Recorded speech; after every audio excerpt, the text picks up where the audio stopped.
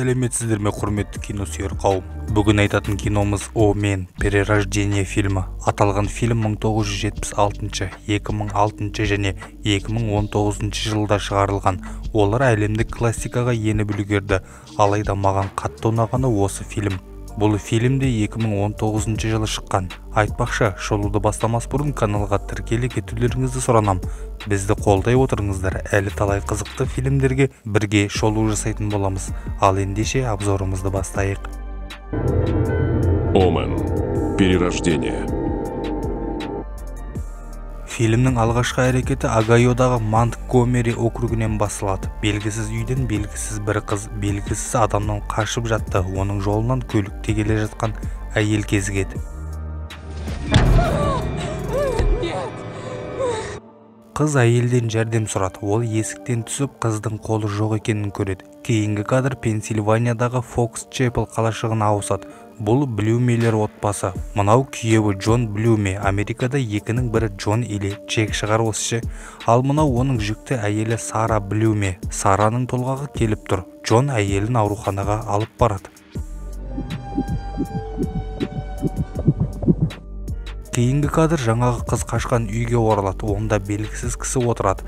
Ол үйіне біреулердің келгенін сезеді. Шақырылмаған қонақтар әскерилер еді. Ол бірден барып жертөлені тексереді. Ол қыздың қашып кеткенін енді ғана білді.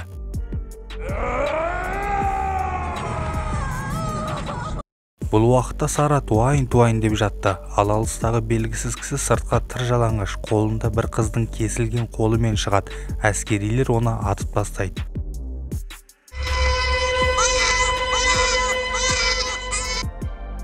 Сара мен Джонның баласы туылды. Оның есімі Майлз. Общым арадан 20 апта 4 күн өтті. Майлздың екі көзінің түсі екі түрлі еді.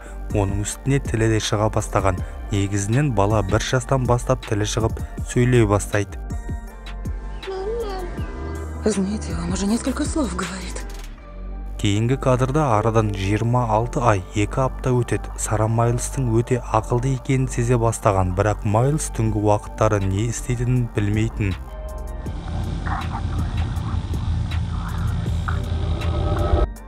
Арадан тағы да 5 жыл 5 ай өтеді. Майлздың интеллекті өте жоғары. Мамандар Сараға Майлзды басқа қымбатырақ дарындылар мектебіне беруді ұсынады.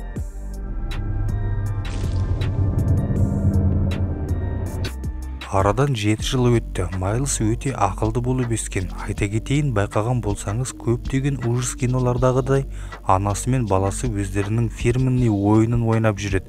Бұлардың да өздерінің сондай ойыны бар. Ол көз атысу еді. Было. Ты выиграл.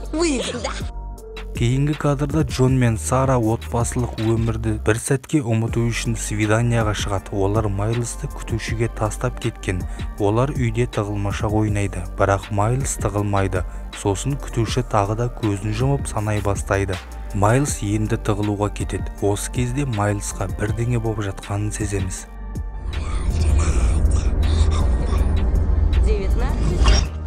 Сосын күтуші Майлзды іздей бастайды. Әрдайымгідей басқа кинолардағыдай басқа іздейтін жер құрық балғандай күтуші жертөлеге түседі. Ол баспалдақта жатқан бөтелге сынығын көрмей қалады. Сынықты басып кетіп құлап түседі. Үйге келген Сара баладан не болды деп сұрайды. Ал Майлз ештеңені есіне ала алмайды.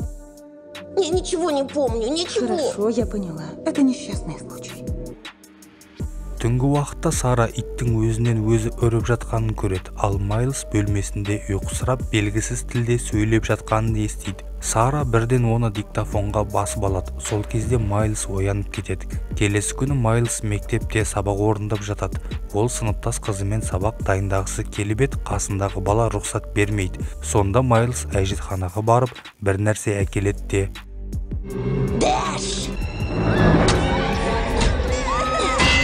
Сосын Майлз психолог кабинетінде отырады. Майлз өзін бір кісі ренжітетінін айтады. Сосын психолог оның анасымен кездесіп, ештеңені түсіне алмағанын айтады. Сөз арасында Майлз үйде тұрмыстық зорлық-зомбылыққа ұшырамаған ба деп сұрайды.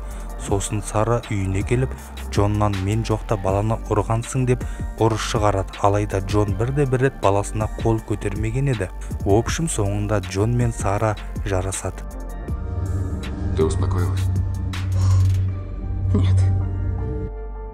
Түн ішінде Сара баласынан хабар алады. Ол Майлстың үстін көрпемен жауып кете жатқанда, Катись ты к черту. сосын Майлс шошып оянып кетеді. Ол жалғыз емес екенін айтады. Он здесь.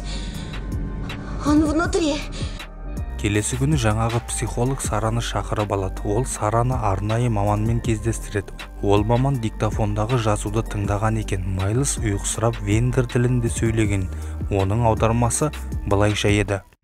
Прекрати реветь, или я тебе глаза вырежу и посмотрю, как ты умрешь. Нет.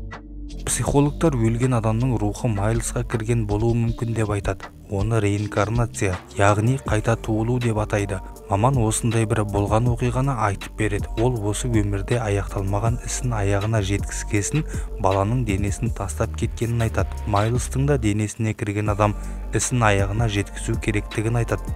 Сонымен қатар ол адам өте жауыз адам екенін де айтады. Анасы бұған сенбей кетіп қалады. Я думаю, вы помогаете моему сыну. И я не подпишу его на это. Сара үйіне барып психолог берген дисктегі видеоны қарайды. Ол видео жайлы өзінің күйеуіне де айтады. Ал күйеуі бұған сенбейді. Келесі күні Майлс сабақта отырып қолдардың суретін салып отырады. Ал үйіне қайтқасын гаража кіріп үлкен қайшыны қайрайды.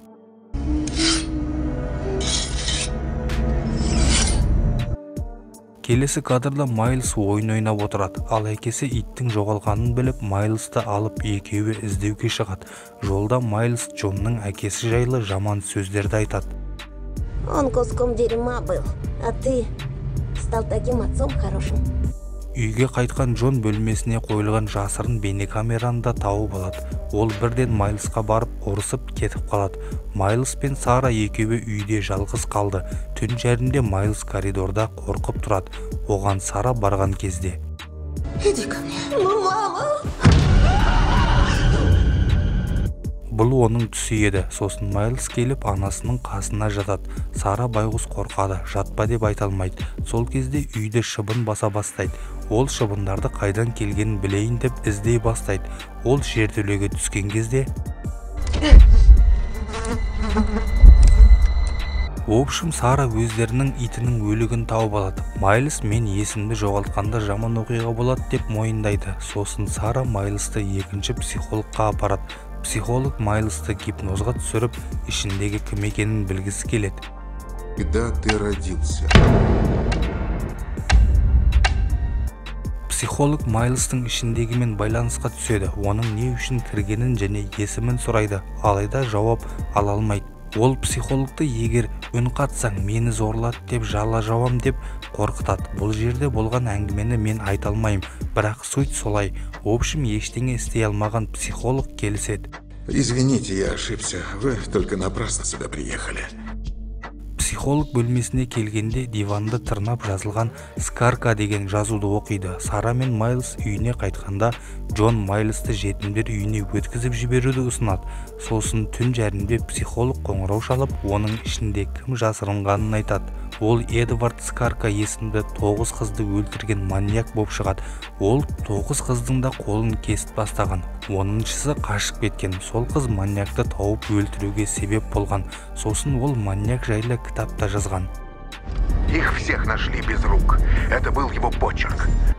Келесі күні Сара мен Джон Майлсты шығарып салып, іске кіріседі. Сабақ үстінде Джон келіп Майлсты алып кетеді. Бұл кезде Сара Майлстың заттарын жинап жүріп, арасынан жаңағы қашқан 10-шы қыздың кітабын және карта мен газеттерді табады.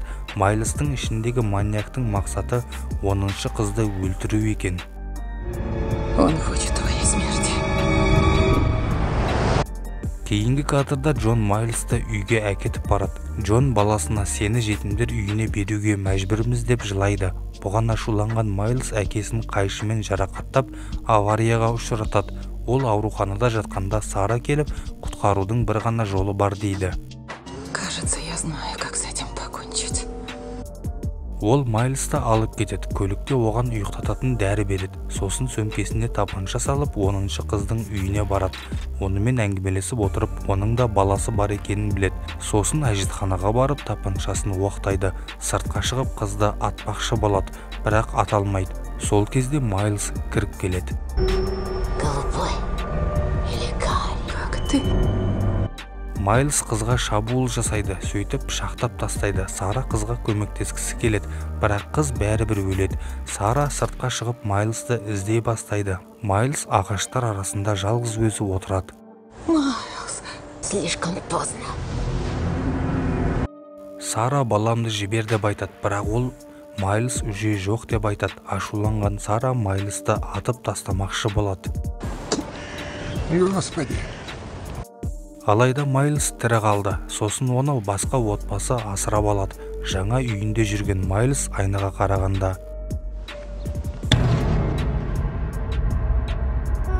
осымен фильм бітті.